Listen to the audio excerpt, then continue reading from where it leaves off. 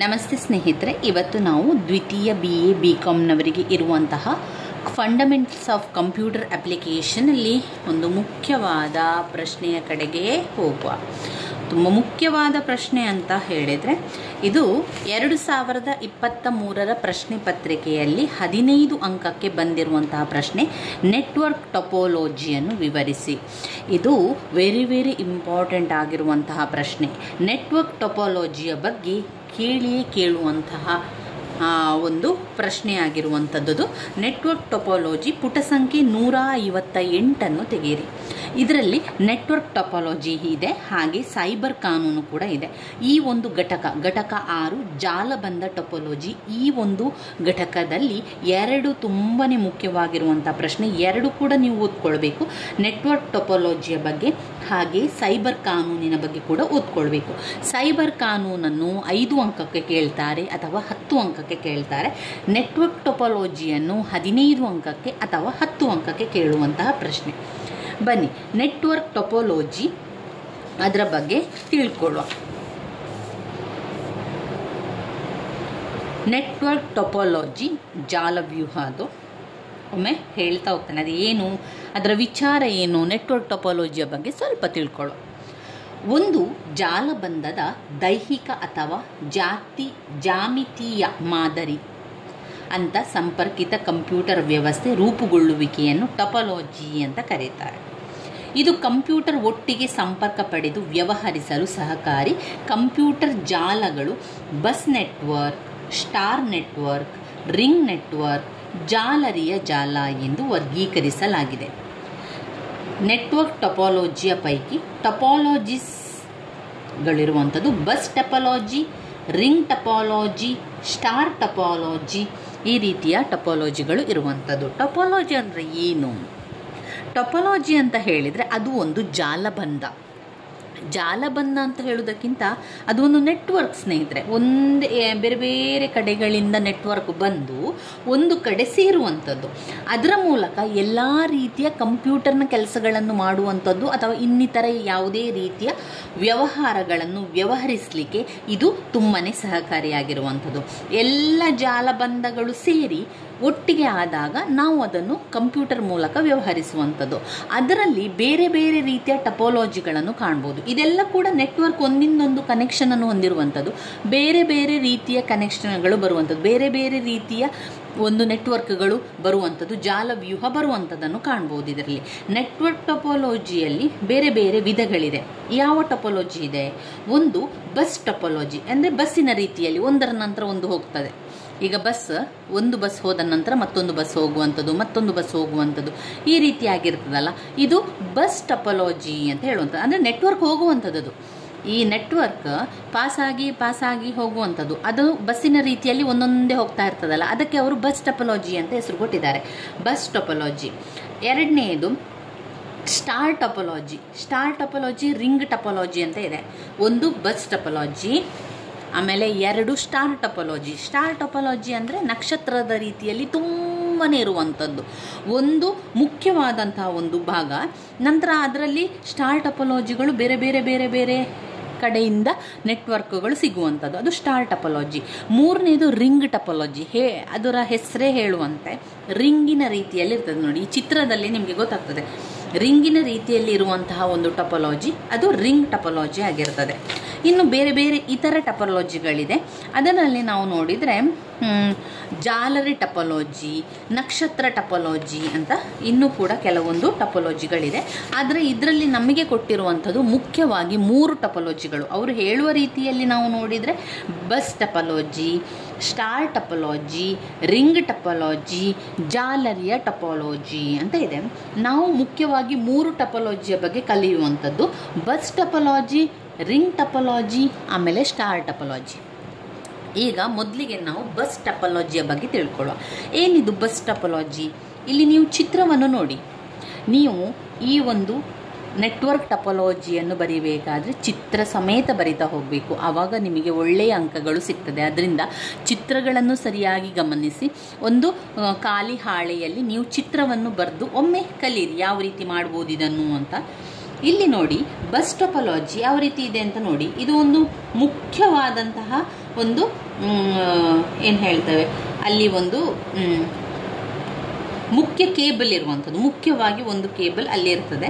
ನಂತರ ಅದರಿಂದ ಹೊರಡುವಂಥದ್ದು ಅನೇಕ ಅಲ್ಲಿಂದ ಬರುವಂಥ ನೆಟ್ವರ್ಕ್ ಇದೆಯಲ್ಲ, ಅದು ಬಸ್ ರೀತಿಯಲ್ಲಿ ಒಂದರ ನಂತರ ಒಂದು ಹೀಗೆ ಸಾಲಿನಲ್ಲಿ ಬರುವಂಥದ್ದು ಇದೆಯಲ್ಲ, ಇಲ್ಲಿಂದಲೂ ಕೂಡ ನೆಟ್ವರ್ಕ್ ಬರ್ತದೆ, ಅಲ್ಲಿ ಕೂಡ ಸಾಲಾಗಿ ಎಲ್ಲ ನೆಟ್ವರ್ಕ್ಗಳು ಹೋಗ್ತದೆ, ಮೇಲೆ ಕೂಡ ಹಾಗೆ ಸಾಲಾಗಿ ನೆಟ್ವರ್ಕ್ಗಳು ಹೋಗ್ತದೆ. ಒಂದು ಮುಖ್ಯವಾದ ಕೇಬಲ್ ಇರ್ತದೆ.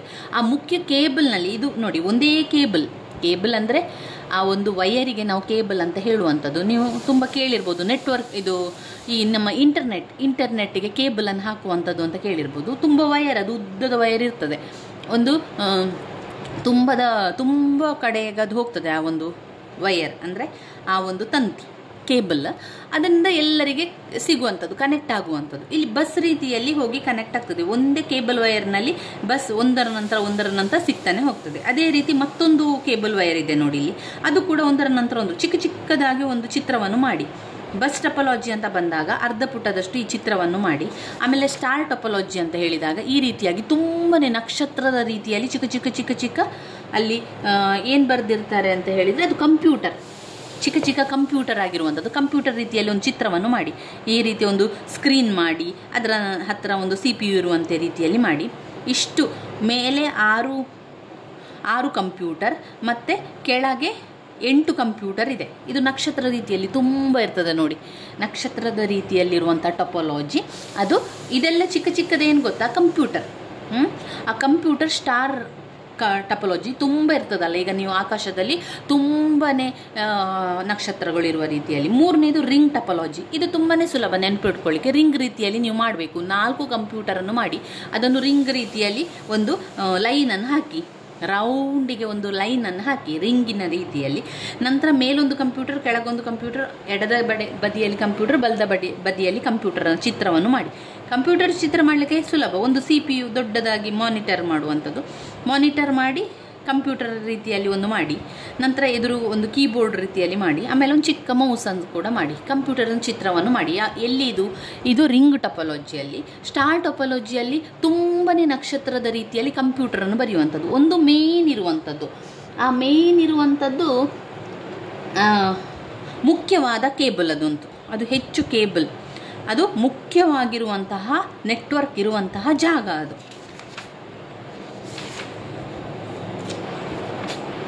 ಈಗ ನಾವು ಬಸ್ ಟೊಪಾಲಜಿಯ ಬಗ್ಗೆ ತಿಳ್ಕೊಳ್ಳೋಣ.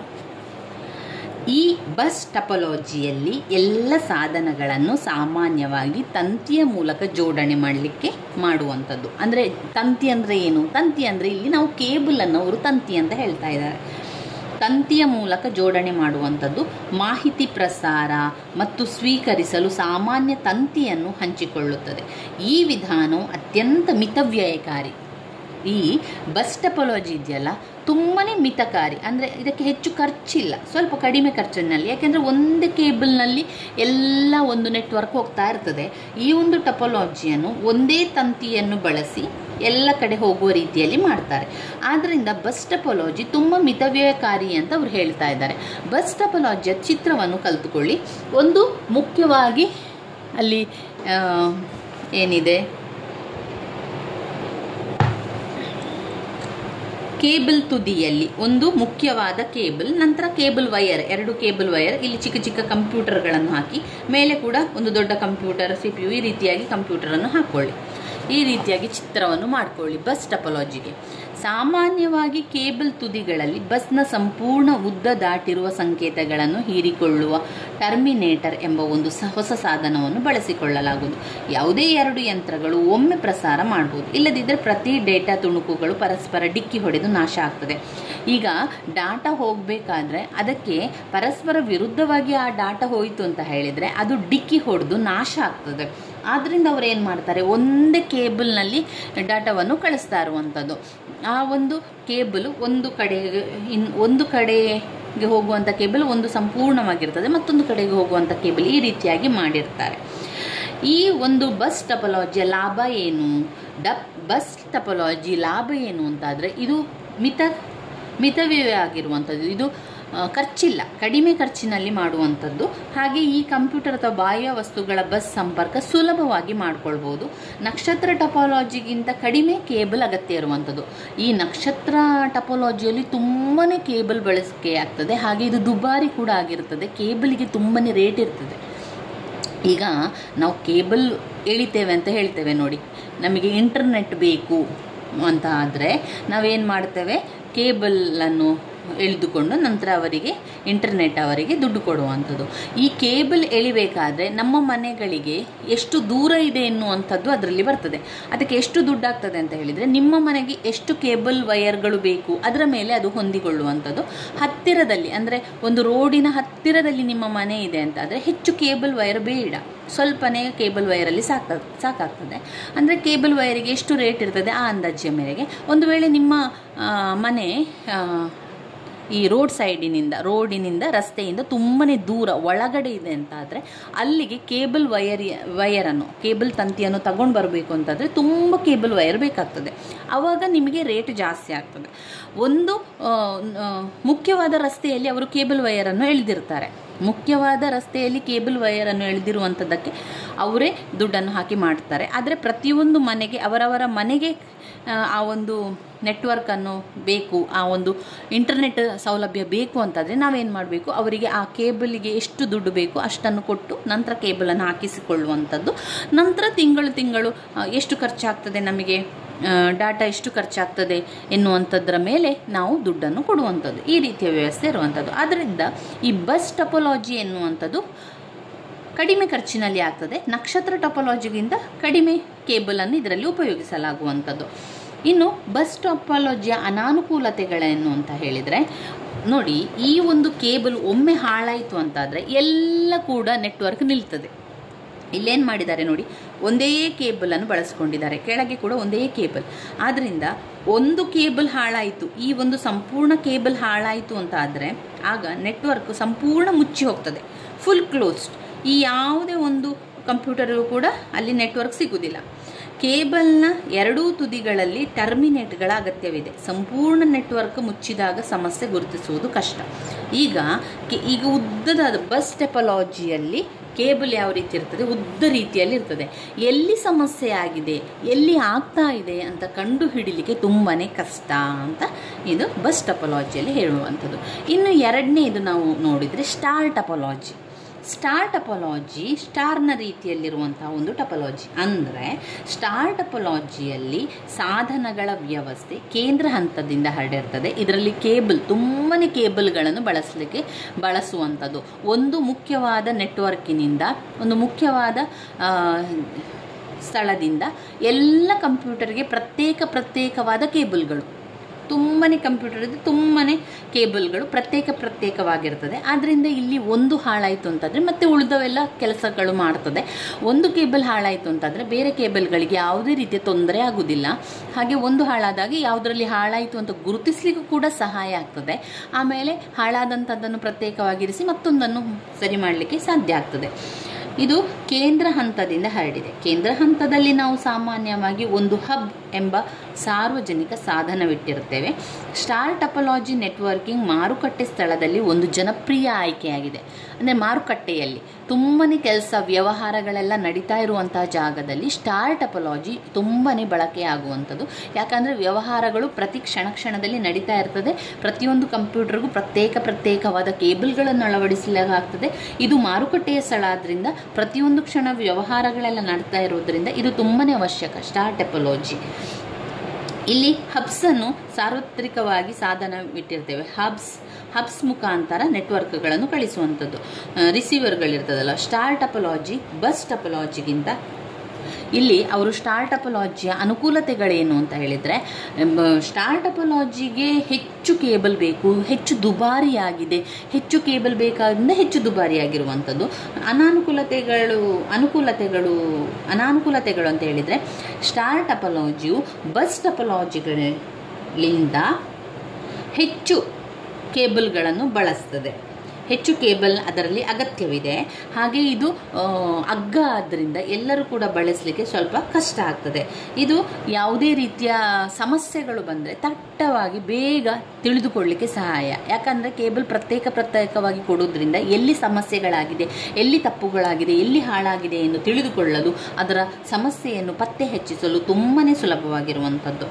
ಈ ಒಂದು ಸ್ಟಾರ್ ಟಪಾಲಜಿ ಇದೆಯಲ್ಲ, ಈ ಸ್ಟಾರ್ ಟಪಾಲಜಿ ನೋಡಿ, ಒಂದು ಮುಖ್ಯ ಕೇಬಲ್ನಿಂದ ಪ್ರತ್ಯೇಕವಾಗಿ ಎಲ್ಲ ಕಂಪ್ಯೂಟರಿಗೆ ಕೇಬಲ್ಗಳನ್ನು ಹಾಕಿರುವಂಥದ್ದು ಪ್ರತ್ಯೇಕವಾಗಿ. ಆದ್ದರಿಂದ ಈ ಒಂದು ಸ್ಟಾರ್ ಟಪಾಲಜಿ ಅದನ್ನು ಸ್ಥಾಪನೆ ಮಾಡಲಿಕ್ಕೆ ತುಂಬಾ ಸುಲಭ. ವ್ಯಾವಹಾರಿಕ ಸ್ಥಳಗಳಲ್ಲಿ ಇದನ್ನು ಹೆಚ್ಚು ಬಳಸಲಾಗ್ತದೆ. ಇಲ್ಲಿ ಏನಾದರೂ ಒಂದು ಸಮಸ್ಯೆಗಳು ಬಂದರೆ ಬೇಗ ಕಂಡುಹಿಡಿಯಲಿಕ್ಕೆ ಸಹಾಯ ಆಗ್ತದೆ. ಒಂದು ಕಂಪ್ಯೂಟರ್ ಹಾಳಾದಾಗ ಉಳಿದ ಕಂಪ್ಯೂಟರ್ಗೆ ಏನೂ ತೊಂದರೆ ಆಗುವುದಿಲ್ಲ. ದೋಷಗಳನ್ನು ಪತ್ತೆ ಹಚ್ಚಲು ಬಹಳ ಬೇಗ ಸುಲಭವಾದ ಕೆಲಸ. ಯಾವುದೇ ರೀತಿಯ ನೆಟ್ವರ್ಕ್ ಅಡೆತಡೆ ಉಂಟಾಗುವುದಿಲ್ಲ. ಒಂದು ಕಂಪ್ಯೂಟರಿಗೆ ಒಂದೇ ಕೇಬಲ್ ಇರುವುದರಿಂದ ಅದಕ್ಕೆ ತಕ್ಕ ನೆಟ್ವರ್ಕ್ಗಳು ಹೋಗ್ತಾನೆ ಇರ್ತದೆ. ಇಲ್ಲಿ ಅಡ್ಡ ಬರುವಂಥದ್ದು, ಡಿಕ್ಕಿ ಹೊಡೆಯುವಂಥದ್ದು ಕೂಡ ಏನೂ ಇಲ್ಲ. ತುಂಬಾ ಒಳ್ಳೆಯ ಒಂದು ಜಾಲಬಂಧ ಟಪಾಲಜಿ. ಒಂದು ಸ್ಟಾರ್ ಟಪಾಲಜಿ ಅನಾನುಕೂಲತೆ ಅಂತ ಹೇಳಿದರೆ ಇಲ್ಲಿ ತುಂಬ ಕೇಬಲ್ಗಳನ್ನು ಬಳಸಲಾಗ್ತದೆ. ಅದರಿಂದ ತುಂಬ ದುಬಾರಿಯಾಗಿದೆ. ಇನ್ನು ಹೆಚ್ಚು ಕೇಬಲ್, ತುಂಬ ಉದ್ದವಾದ ಕೇಬಲ್ ಅಗತ್ಯ ಇದೆ, ದುಬಾರಿಯಾಗಿರುವಂಥದ್ದು. ಇನ್ನು ಹಬ್ ವಿಫಲವಾದರೆ ಲಗತ್ತಿಸಲಾದ ನೋಟ್ಗಳು ನಿಷ್ಕ್ರಿಯಗೊಳ್ಳುತ್ತದೆ. ಬಸ್ ಟಪಾಲಜಿಗಿಂತ ಇದು ದುಬಾರಿ ಅಂತ ಹೇಳುವಂಥದ್ದು. ಇಂದ ಸ್ಟಾರ್ ಟಪಾಲಜಿ ಅಗ್ಗವಾಗಿದೆ. ಬಸ್ ಟಪಾಲಜಿಯು ಅಗ್ಗವಾಗಿರುವಂಥದ್ದು, ಆದರೆ ಸ್ಟಾರ್ ಟಪಾಲಜಿ ದುಬಾರಿಯಾಗಿರುವಂಥದ್ದು.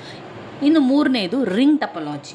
ರಿಂಗ್ ಟಪಾಲಜಿ ಅಂತ ಹೇಳಿದ ಕೂಡಲೇ ರಿಂಗಿನ ರೀತಿಯಲ್ಲಿ ನಾವು ಮಾಡಿಕೊಂಡು ಮೇಲೊಂದು ಕಂಪ್ಯೂಟರ್, ಕೆಳಗೆ ಒಂದು, ಎಡದ ಹೊಡೆಯಲ್ಲಿ ಬಲದ ಹೊಡೆಯಲ್ಲಿ ಒಂದು ಕಂಪ್ಯೂಟರನ್ನು ಮಾಡಿಕೊಳ್ಬೇಕು. ಇಲ್ಲಿ ಕಂಪ್ಯೂಟರ್ನ ನೆಟ್ವರ್ಕ್ ಯಾವ ರೀತಿ ಹೋಗ್ತದೆ ಅಂದರೆ ರಿಂಗಿನ ರೀತಿಯಲ್ಲಿ ಹೋಗ್ತಾ ಇರ್ತದೆ. ಇಲ್ಲಿ IBM ಸ್ಟೋಕ್ ರಿಂಗನ್ನು ಬಳಸಲಾಗ್ತದೆ. ಇಲ್ಲಿ ಸಿಗ್ನಲ್ ಒಂದು ಕಡೆಯಿಂದ ಇನ್ನೊಂದು ಕಡೆಗೆ ಸಂಚರಿಸ್ತಾ ಇರುವಂಥದ್ದು. ಸಮಸ್ಯೆಗಳು ಬಂದಾಗ ತಕ್ಷಣವೇ ನೋಡಲಿಕ್ಕೆ ಸಾಧ್ಯ ಆಗುವುದಿಲ್ಲ. ಬಸ್ ಟಪಾಲಜಿಯ ನಂತರ ನೆಟ್ವರ್ಕಿಂಗ್ ಕೇಬಲ್ನ ಕನಿಷ್ಠ ಪ್ರಮಾಣ ಬಳಸಿರುವಂಥದ್ದು ರಿಂಗ್ ಟಪಾಲಜಿಯಲ್ಲಿ. ರಿಂಗ್ ಟಪಾಲಜಿಯಲ್ಲಿ ಕೂಡ ಕೇಬಲನ್ನು ಸ್ವಲ್ಪವೇ ಬಳಸಿರುವಂಥದ್ದು, ಹೆಚ್ಚು ಬೇಡ. ಇದು ಕೂಡ ಅನುಸ್ಥಾಪಿಸಲು ತುಲನಾತ್ಮಕವಾಗಿ ಸರಳವಾಗಿ ಇದನ್ನು ತಿಳ್ಕೊಳ್ಬೋದು. ಒಂದು ವೇಳೆ ಅದರಲ್ಲಿ ಸಮಸ್ಯೆ ಬಂದಾಗ ಸಂಪೂರ್ಣ ಎಲ್ಲ ಕಂಪ್ಯೂಟರ್ ಸ್ಥಗಿತಗೊಳಿಸ್ತದೆ.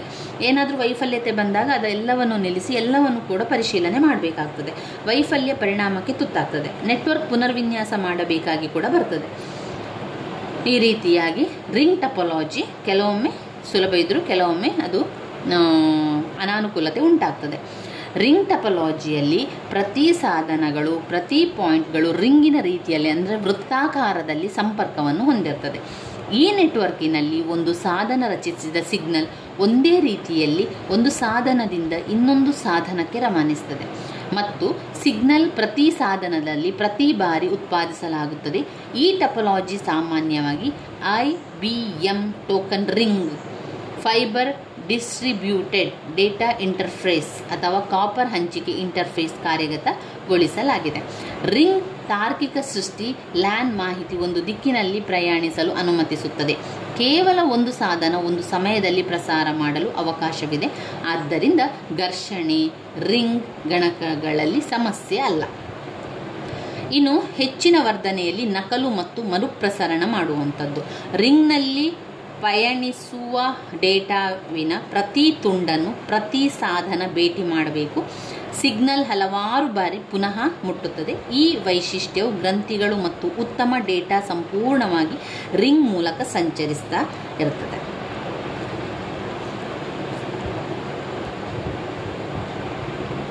ಇವಿಷ್ಟು ನಾವು ಟಪಾಲಜಿಯಲ್ಲಿ ಕಲಿಬೇಕಾಗಿರುವಂಥದ್ದು.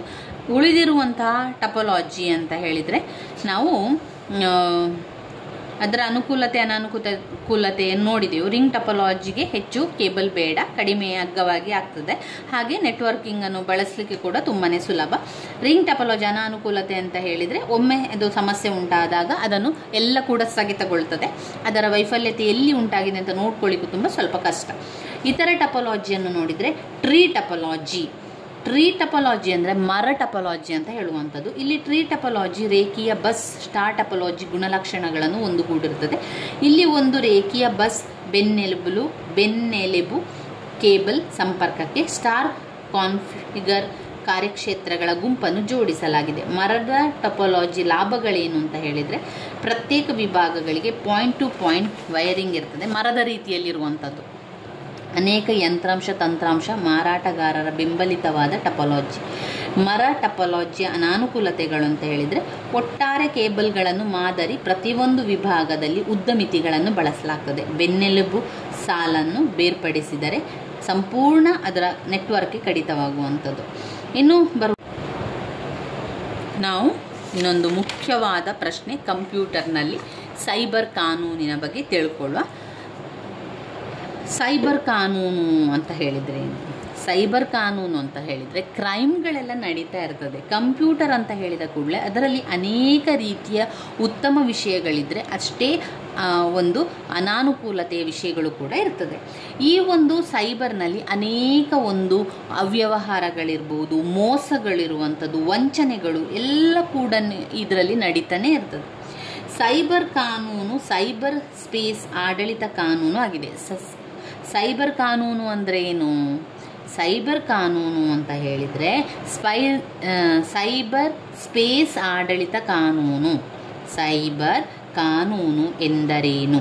ಸೈಬರ್ ಕಾನೂನು ಸೈಬರ್ ಸ್ಪೇಸ್ ಆಡಳಿತ ಕಾನೂನು. ಸೈಬರ್ ಸ್ಪೇಸ್ ಆಡಳಿತ ಕಾನೂನು ಆಗಿದೆ.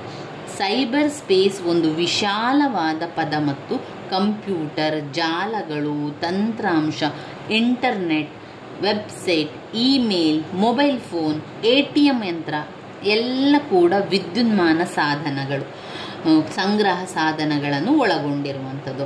ಲಾ ನಡತೆಯ ನಿಯಮಗಳನ್ನು ಒಳಗೊಳ್ಳುತ್ತದೆ. ಸರಕಾರದಿಂದ ಅನುಮೋದನೆಗೊಂಡಂತಹ ಮತ್ತು ಒಂದು ನಿರ್ದಿಷ್ಟ ಪ್ರದೇಶದಲ್ಲಿ ಜಾರಿಯಲ್ಲಿರುವ ಆ ಪ್ರದೇಶದಲ್ಲಿ ಎಲ್ಲ ವ್ಯಕ್ತಿಗಳು ಪಾಲಿಸಬೇಕಾದ ಈ ನಿಯಮಗಳ ಉಲ್ಲಂಘನೆ ಮಾಡಿದರೆ ಸೆರೆವಾಸ ಅಥವಾ ದಂಡ ಅಥವಾ ಪರಿಹಾರ ಪಾವತಿಸಲು ಸರ್ಕಾರ ಕ್ರಮ ಕೈಗೊಳ್ಳಬೇಕು. ಈಗ ನಾವು ಕಂಪ್ಯೂಟರ್ನ ಸೈಬರನ್ನು ಮಾಡಿದ್ದೇವೆ ಅಂತ ಹೇಳ್ಕೊಳ್ಳಿ, ಅಥವಾ ಸೈಬರ್ನಲ್ಲಿ ಎಲ್ಲ ಜನತೆಗಳೆಲ್ಲ ಬರ್ತಾ ಇದ್ದಾರೆ.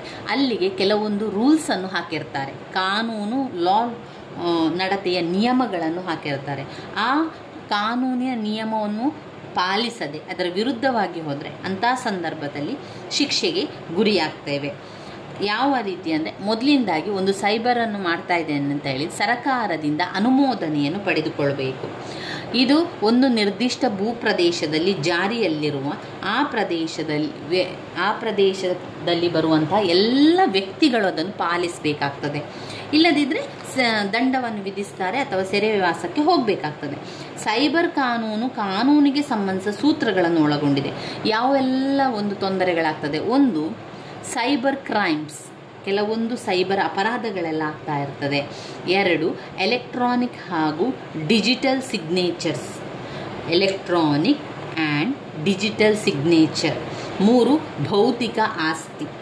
4, ಡೇಟಾ ಪ್ರೊಟೆಕ್ಷನ್ ಮತ್ತು ಗೌಪ್ಯತೆ, ಡೇಟಾವನ್ನು ಗೌಪ್ಯವಾಗಿಡುವಂಥದ್ದು. ಸೈಬರ್ ಕಾನೂನಿನಲ್ಲಿ ಏನೆಲ್ಲ ಮಾಡಬೇಕು? ಯಾವುದೇ ಒಂದು ಡೇಟಾವನ್ನು ಗೌಪ್ಯವಾಗಿಡಬೇಕು, ಯಾವುದೇ ಒಂದು ಪರ್ಸನಲ್ ವಿಷಯವನ್ನು ಗೌಪ್ಯವಾಗಿಡಬೇಕು. ಎಲೆಕ್ಟ್ರಾನಿಕ್ ಮತ್ತು ಡಿಜಿಟಲ್ ಸಿಗ್ನೇಚರ್ಗಳೆಲ್ಲ ಇರ್ತದೆ. ಸೈಬರ್ ಕ್ರೈಮ್ಗಳೆಲ್ಲ ಆಗ್ತಾ ಇರ್ತದೆ. ಭೌತಿಕ ಆಸ್ತಿ, ಡೇಟಾವನ್ನು ಪ್ರೊಟೆಕ್ಟ್ಸ್ ಮತ್ತು ಗೌಪ್ಯವಾಗಿ ಇಡಬೇಕಂತ ಕೆಲಸ ಇದೆ. ಸೈಬರ್ ಕಾನೂನು ಅಂದರೆ ಕಂಪ್ಯೂಟರ್ಗೆ ಸಂಬಂಧಪಟ್ಟಂಥ ಸಮಸ್ಯೆಗಳು ಉಂಟಾಗುವಂಥದ್ದು. ಅದು ಸೈಬರ್ ಕಾನೂನು ಸೈಬರ್ ಸ್ಪೇಸ್ ಆಡಳಿತ ಅಂತ ಕರೆಯಲಾಗುವಂಥದ್ದು. ಅದರಲ್ಲಿ ತಂತ್ರಾಂಶ, internet, website, email, mobile phone, ATM ಯಂತ್ರ, ಈ ರೀತಿಯಾಗಿ ಎಲ್ಲ ವಿಚಾರಗಳಿರ್ತದೆ.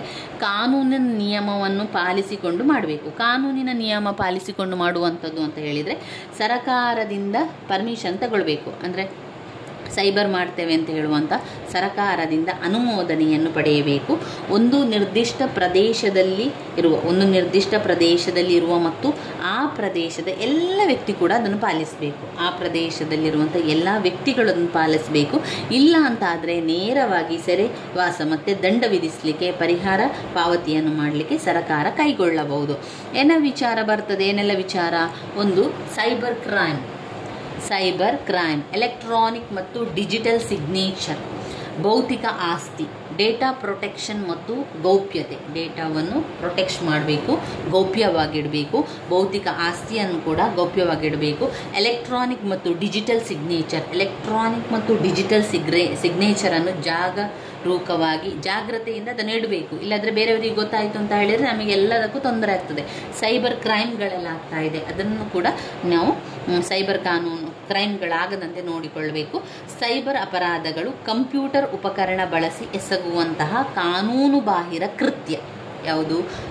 ಸೈಬರ್ ಅಪರಾಧ ಎನ್ನುವಂಥದ್ದು.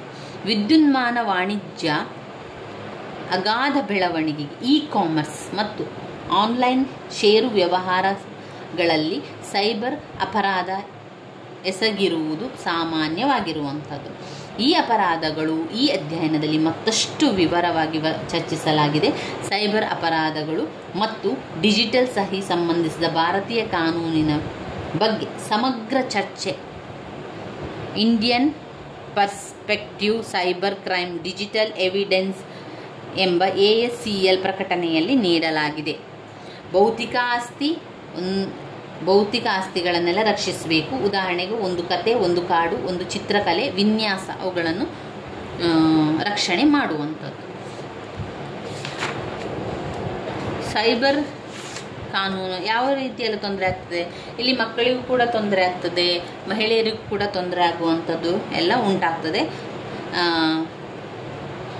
ಕಾನೂನು ಕಂಪ್ಯೂಟರ್ ತಂತ್ರಾಂಶ, ಕಂಪ್ಯೂಟರ್ ಸೋರ್ಸ್, ವೆಬ್ಸೈಟ್ಗಳು, ವಿಷಯ ಇತ್ಯಾದಿಗಳಿಗೆ ಸಂಬಂಧಿಸಿದೆ. ಸಾಫ್ಟ್ವೇರ್, ಮೂಲ ಕೋಡ್ ಪರವಾನಗಿಗಳು, ಆಮೇಲೆ ಡೊಮೈನ್ ಹೆಸರುಗಳಿಗೆ ಸಂಬಂಧಿಸಿದಂತೆ ಟ್ರೇಡ್ಮಾರ್ಕ್ ಕಾನೂನು, ಮೆಟಾ ಟ್ಯಾಗ್ ಪ್ರತಿಬಿಂಬಿಸುತ್ತಿದ್ದವು. ಸೆಮಿ ಕಂಡಕ್ಟರ್ IC ವಿನ್ಯಾಸ ಮತ್ತು ಚೌಕಟ್ಟಿನ ರಕ್ಷಣೆಗೆ ಸಂಬಂಧಿಸಿದ ಸೆಮಿ ಕಂಡಕ್ಟರ್ ಕಾನೂನು, ಇದೆಲ್ಲ ಕೂಡ ಸೈಬರ್ ಕಾನೂನಿನಲ್ಲಿ ಬರ್ತದೆ. ಸೈಬರ್ ಕಾನೂನು ಅಂತ ಹೇಳಿದರೆ ನಮಗೆ ಅದರಲ್ಲಿ ಬೇರೆ ಬೇರೆ ರೀತಿಯ ಸಮಸ್ಯೆಗಳು ಉಂಟಾಗ್ತದಲ್ಲ, ಅದನ್ನು ರಕ್ಷಣೆ ಮಾಡುವಂಥದ್ದು. ಸೈಬರ್ ಕ್ರೈಮ್ಗಳನ್ನು, ಎಲೆಕ್ಟ್ರಾನಿಕ್ ಡಿಜಿಟಲ್ ಸಿಗ್ನೇಚರನ್ನು, ನಮ್ಮ ಭೌತಿಕ ಆಸ್ತಿಯ ಬಗ್ಗೆ, ನಮ್ಮ ಒಂದು ಡೇಟಾದ ಪ್ರೊಟೆಕ್ಟಿವ್ ಬಗ್ಗೆ, ನಮ್ಮ ಡೇಟಾವನ್ನು ಗೌಪ್ಯವಾಗಿಡುವುದರ ಬಗ್ಗೆ ಸೈಬರ್ ಕಾನೂನು ಏನು ಮಾಡ್ತದೆ? ಸಹಾಯವನ್ನು ಮಾಡ್ತದೆ. ಸೈಬರ್ ಕಾನೂನಿನ ಮುಖಾಂತರ ನಮಗೆ ಎಲ್ಲ ರೀತಿಯ ಸಹಾಯವನ್ನು ಮಾಡ್ತದೆ. ಆರಂಭದಲ್ಲಿ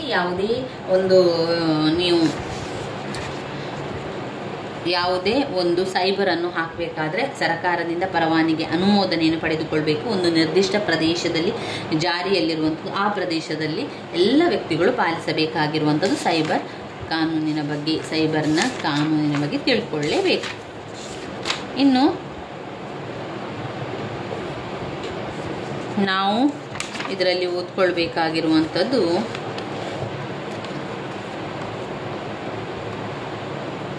ಯಾವುದು ಮುಖ್ಯವಾದ ಪ್ರಶ್ನೆ ಇದೆ? ಪದೇ ಪದೇ ಬರ್ತಾನೆ ಇದ್ದಂತಹ ಪ್ರಶ್ನೆಗಳನ್ನು ಗುರುತು ಹಾಕ್ಕೊಂಡಿರುವಂಥದ್ದು. ಇನ್ನೂ ಕೂಡ ಕೆಲವೊಂದಿದೆ, ಅದನ್ನೆಲ್ಲ ನೀವು ಓದ್ಕೊಳ್ಬೇಕು. ಅಥವಾ ಕೆಲವೊಂದನ್ನು ನೀವು ಗೂಗಲಲ್ಲಿ ಸರ್ಚ್ ಮಾಡಿ ಅದಕ್ಕೆ ಏನು ಉತ್ತರವನ್ನು ಕೊಟ್ಟಿದ್ದಾರೆ ಎನ್ನುವಂಥದ್ದನ್ನು ನೋಡ್ಕೊಂಡು ಓದಬೇಕು. ಮೇಲ್ ಮರ್ಜ್ ಮಾಡುವಂಥದ್ದು, ಮೇಲ್ ವಿಲೀನ ಸೌಲಭ್ಯ, ಮೇಲ್ ಮರ್ಜನ್ನು ಮಾಡುವಂಥದ್ದು, ಒಂದು ಮೇಲ್ ಇನ್ನೊಂದನ್ನು ಮರ್ಜ್ ಮಾಡುವಂಥದ್ದು. ನೀವು ಟೈಪ್ ಪದಗಳ ಸ್ವಯಂಚಾಲಿತವಾಗಿ ಕಾಗುಣಿತ ಮತ್ತು ವ್ಯಾಕರಣ ದೋಷಗಳನ್ನು ಪರಿಶೀಲಿಸುತ್ತದೆ. ಈ ವೈಶಿಷ್ಟ್ಯವನ್ನು ಆಫ್ ಮಾಡದಿದ್ದರೆ ಕಾಗುಣಿತ ದೋಷಗಳನ್ನು ಕೆಂಪು ಅಡಿಗೆರೆಗಳಿಂದ ಡಾಕ್ಯುಮೆಂಟ್ನಲ್ಲಿ ಗುರುತಿಸಲ್ಪಡುತ್ತದೆ. ವ್ಯಾಕರಣ ದೋಷಗಳನ್ನು ಹಸಿರು ಅಡಿಗೆರೆಗಳಿಂದ ಸೂಚಿಸಲಾಗುತ್ತದೆ. ನಮಗೆ ವಿವಿಧ ಸ್ಥಳದಲ್ಲಿ ವಾಸಿಸುವ ಜನರ ಒಂದು ಗುಂಪಿಗೆ ಒಂದೇ ಪತ್ರ ಕಳುಹಿಸಬೇಕಾದ ಅಗತ್ಯ ಉದಯಿಸುತ್ತದೆ. ಪ್ರತಿ ವ್ಯಕ್ತಿಗೂ ಒಂದು ಪ್ರತ್ಯೇಕ ಪತ್ರ ಟೈಪ್ ಮಾಡುವುದರ ಬದಲಿಗೆ MS ವರ್ಡ್ ನೀಡುವಂತಹ ಮೇಲ್ ವಿಲೀನ ಸೌಲಭ್ಯ ಕೂಡ ಬಳಸಬಹುದು. ಮೇಲ್ ವಿಲೀನ ತಂತ್ರಗಳನ್ನು ನೀವು ಪುನರಾವರ್ತಿತ ಪಠ್ಯ ಅಂಶಗಳನ್ನು ಒಳಗೊಂಡಿರುವ ಒಂದು ಡಾಕ್ಯುಮೆಂಟ್ ರಚಿಸಲು ಅನುಮತಿಸುತ್ತದೆ. ಈ ಒಂದು ಪುನರಾವರ್ತಿತ ಪಠ್ಯ ಅಂಶಗಳಿರುವ ಜಾಗದಲ್ಲಿ ಬಾಹ್ಯ ಡೇಟಾ ಡಾಕ್ಯುಮೆಂಟ್ನಿಂದ ಪಡೆದ ದತ್ತಾಂಶವನ್ನು ಸೇರಿಸಿ ಒಂದು ಪತ್ರವನ್ನು ಎಷ್ಟು ಜನರಿಗೆ ಬೇಕಾದರೂ ಅದನ್ನು ಕಳಿಸಿಕೊಡ್ಬೋದು. ಇದರಲ್ಲಿ ಮೇಲನ್ನು ಮರ್ಜ್ ಮಾಡುವಂಥದ್ದು, ಒಂದು ಮೇಲ್ ವಿಲೀನ ಮಾಡುವಂಥದ್ದು. ಮರ್ಜ್ ಮಾಡುವಂತಂದರೆ ವಿಲೀನ ಮಾಡುವಂಥದ್ದು. ಯಾಕೆ? ಅದರ ಅಗತ್ಯ ಏನು ಅಂತ ಹೇಳಿದರೆ, ಒಂದು ಟೆಂಪ್ಲೇಟ್, ಹಿಂದಿನ ವಿಲೀನ ಅವಧಿಯಲ್ಲಿ ರಚಿತವಾದಂಥ ವಿಷಯ, ಆಮೇಲೆ ರೆಸಿಪಿಯಂಟ್ ಪಟ್ಟಿ ಹಾಗೂ ಡೇಟಾ ಸೋರ್ಸ್, ವಿಲೀನ ಅವಧಿಯಲ್ಲಿ ರಚಿಸಿದಂತಹ ಅಸ್ತಿತ್ವದಲ್ಲಿರುವಂತಹ ಕಡತ. ನಿಮ್ಮ ಟೆಂಪ್ಲೇಟ್ ದಾಖಲೆ ರಚನೆಗೆ ನಿಮ್ಮ ಡೇಟಾ ಸೋರ್ಸ್ ತೋರಿಸುವ ಮೂಲಕ ಹೊಸ ದಾಖಲೆಗಳನ್ನು ಸೃಷ್ಟಿಸುತ್ತದೆ. ಇದು ಕಾಗುಣಿತ ತಪಾಸಣಾ. ಕಾಗುಣಿತ ತಪಾಸಣಾ ವ್ಯಾಕರಣಗಳನ್ನು ಮಾಡುವಂಥದ್ದು. ನೀವು ಪರಿಶೀಲಿಸಲು ಬಯಸುವ ಡಾಕ್ಯುಮೆಂಟ್ ಆರಂಭದಲ್ಲಿ ಅಥವಾ ವಿಭಾಗದ ಆರಂಭದಲ್ಲಿ ಕರ್ಸರ್ ಇರಿಸಿ ನಂತರ ರಿಬ್ಬನ್ ಮೇಲೆ ರಿವ್ಯೂ ಟ್ಯಾಬ್ ಕ್ಲಿಕ್ ಮಾಡುವಂಥದ್ದು. ಪ್ರೂಫಿಂಗ್ ಗ್ರೂಪ್ ಮೇಲೆ ಕಾಗುಣಿತ ಮತ್ತು ಗ್ರಾಮರ್ ಕ್ಲಿಕ್ ಮಾಡುವಂಥದ್ದು. ಇದು ಕಾಗುಣಿತ ತಪಾಸಣೆ ಮಾಡುವಂಥದ್ದು, ಚಿತ್ರ ಸಹಿತ ವಿವರಿಸುವಂಥದ್ದು. ಮೇಲ್ನಿಂದ ವಿಲೀನ ಮಾಡುವಂಥದ್ದು, ಮರ್ಜ್ ಮಾಡುವಂಥದ್ದು. MS ವರ್ಡ್ನಲ್ಲಿರುವ ಮೇಲ್ ವಿಲೀನ ಸೌಲಭ್ಯದಿಂದ ಒಂದು ಪ್ರಮುಖ ದಾಖಲೆ ಡೇಟಾ ಮೂಲ ಒಟ್ಟುಗೂಡಿಸಿ ಬಹುಪತ್ರಗಳನ್ನು ರಚಿಸಬಹುದು. ಮುಖ್ಯ ದಾಖಲೆ ಸಾಮಾನ್ಯ ಮಾಹಿತಿಯನ್ನು ಒಳಗೊಂಡಿದೆ. ಡೇಟಾ ಮೂಲ ಒಂದು MS ವರ್ಡ್ ಡೇಟಾ ಬೇಸ್ ಆಗಿರ್ಬೋದು ಅಥವಾ ಇನ್ನೊಂದು ಅಪ್ಲಿಕೇಶನ್ನಲ್ಲಿ ರಚಿಸಿದಂಥ ಡೇಟಾ ಬೇಸ್ ಫೈಲ್ ಕೂಡ ಆಗಿರ್ಬೋದು. ಮುಖ್ಯ ದಾಖಲೆ ಪ್ರತಿ ಡಾಕ್ಯುಮೆಂಟ್ನಲ್ಲೂ ಕಾಣುವ ಒಂದೇ ರೀತಿಯ ಪಠ್ಯ ಮತ್ತು ಡೇಟಾ ಮೂಲ ಮಾಹಿತಿ ಸೇರಿಸಲು ಸೂಚನೆ ಕ್ಷೇತ್ರದಲ್ಲಿ ಸಂಕೇತಗಳನ್ನು ಒಳಗೊಂಡಿರುವಂಥದ್ದು. ಮರ್ಜ್ ಮಾಡುವಂಥದ್ದು, ಮೇಲನ್ನು ಮರ್ಜ್ ಮಾಡುವಂಥದ್ದು, ಒಂದಕ್ಕೆ ಇನ್ನೊಂದನ್ನು ಸೇರಿಸಿಕೊಳ್ಳುವಂಥದ್ದು ಅಥವಾ ವಿಲೀನ ಮಾಡುವಂಥದ್ದು. ಒಂದು ಪತ್ರ ಇರಬಹುದು, ಒಂದು ಪತ್ರವನ್ನು ಒಂದು ಪತ್ರದಿಂದ ಇನ್ನೊಂದು ಪತ್ರಕ್ಕೆ ಅದನ್ನು ವಿಲೀನ ಮಾಡುವಂಥದ್ದು. ಒಂದು ಇಮೇಲ್ ಸಂದೇಶವನ್ನು ಮತ್ತೊಂದು ಇಮೇಲ್ ಸಂದೇಶಕ್ಕೆ ಸೇರಿಸುವಂಥದ್ದು. ಲಕೋಟೆ ಲೇಬಲ್ಗಳನ್ನು, ಶಬ್ದಕೋಶಗಳನ್ನು ರಚಿಸಬಹುದು. ವಿಲೀನತೆಯ ವಿಧವನ್ನು ಆಯ್ಕೆ ಮಾಡುವಂಥದ್ದು. ಮೇಲಿಂಗ್ ರಿಬ್ಬನ್ನಿಂದ ಸ್ಟಾರ್ ಮೇಲ್ ಮರ್ಜ್ ಆಯ್ಕೆ ಮಾಡಿ ಮೇಲೆ ವಿಲೀನ ಪ್ರಾರಂಭಿಸಿ ಲೇಬಲ್ ಬಟನ್ ಹತ್ತಿರ ಕೆಳಗೆ ಮುಖ ಮಾಡಿರುವ ಬಾಣ ಕ್ಲಿಕ್ ಮಾಡಬೇಕು. ನಂತರ ಕಾಣಿಸಿಕೊಳ್ಳುವ ಪಟ್ಟಿಯಿಂದ ನೀವು ಉದಾಹರಣೆಗೆ ಲೆಟರ್ಸ್ ರಚಿಸಲು ಬಯಸುವ ವಿಲೀನ ಆಯ್ಕೆ ಮಾಡುವಂಥದ್ದು. ಒಂದು ವಿಷಯದಿಂದ ಇನ್ನೊಂದು ವರ್ಷಕ್ಕೆ ಅದನ್ನು ಮರ್ಜ್ ಮಾಡುವಂಥದ್ದು. ಅಂದರೆ ಇಲ್ಲಿ ಮೇಲನ್ನು ಮರ್ಜ್ ಮಾಡುವಂಥದ್ದು. ಈ ರೀತಿಯಾಗಿ ಬರಿತಾ ಹೋಗಿ 5 ಅಂಕಕ್ಕೆ ಕೇಳಿರುವಂತಹ ಪ್ರಶ್ನೆ ಸ್ನೇಹಿತರೆ.